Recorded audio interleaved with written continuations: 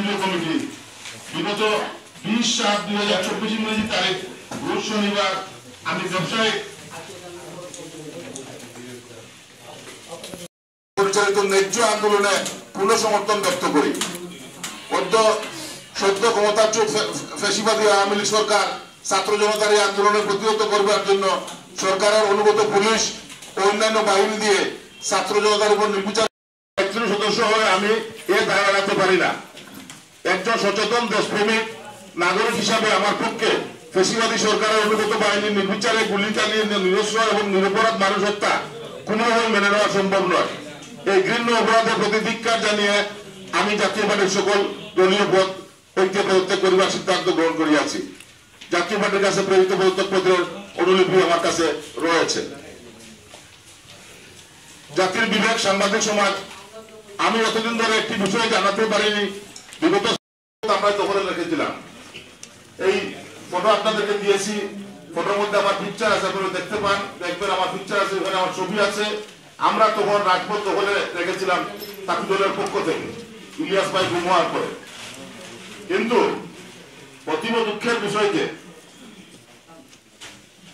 Awami fascist সরকার বাংলাদেশের যত বড় বড় ব্যবসা ও শিল্প প্রতিষ্ঠানের মালিকদের টার্গেট করে গ্রেপ্তার করা হয়। আমি 1 মাস কারাগারে ছিলাম। আমি বিএনপি বানানোর লোক, আমি শুরু থেকে বিএনপি করতাম। এরপরে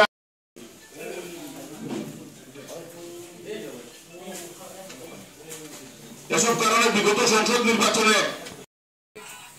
সরকারের চাপে কোন নেতা, কোন নেতা স্পেসিফিক ভাবে যদি নামটা বলতেন যে আপনাকে সেই চাপে দিয়েছিলেন। একটি প্রশ্ন। দ্বিতীয় প্রশ্ন হচ্ছে আপনি আমি একটা প্রশ্ন, এখানে আওয়ামী লীগের কোন নেতার নাম উল্লেখ করে নাই। এখানে সরকারি সংস্থা, সরকারি যত সংস্থা আছে ডিজিফাই সৃষ্টি করে আমাকে বয়ভীতি দেখিয়ে বিভিন্ন ভাবে আমাকে ফোনে বয়ভীতি দেখিয়ে ফিজিক্যালি এসে আমাকে এই অবস্থার মধ্যে নিয়ে গেছে।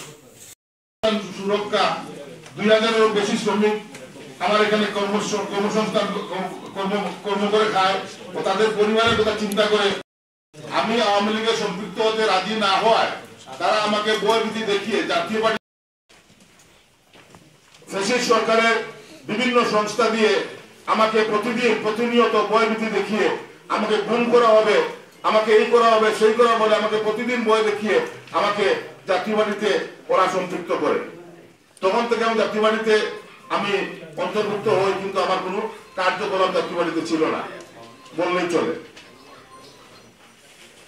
প্রিয় সাংবাদিক বন্ধুগণ, করা হয়েছে যে আপনাকে উঠিয়ে নিয়ে যাব যদি আপনি নির্বাচন না করেন। কারণ আমি যদি নির্বাচনে না আসি তাহলে এককভাবে আওয়ামী লীগের নির্বাচন হতে করতেছে।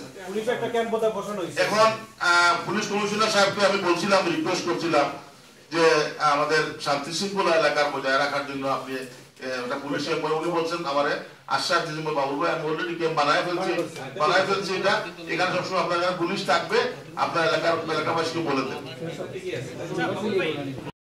আমার এই পদ থেকে আমি পদত্যাগ করি। এখন আমার কোনো রাজনীতি করার কোনো প্রয়োজন আমি দেখি না। কারণ সিলেট শহরের বিএনপি বলেন, আওয়ামী লীগ বলেন, জামাত বলেন, যাই বলেন না কেন, আমি এজ এ বিজনেসম্যান হিসেবে সবার সাথে আমার সব সুশীল সমাজের সাথে আমার অন্তরঙ্গ সম্পর্ক, সবাইকে আমি ভালোবাসি, আমাকেও সবাই ভালোবাসি।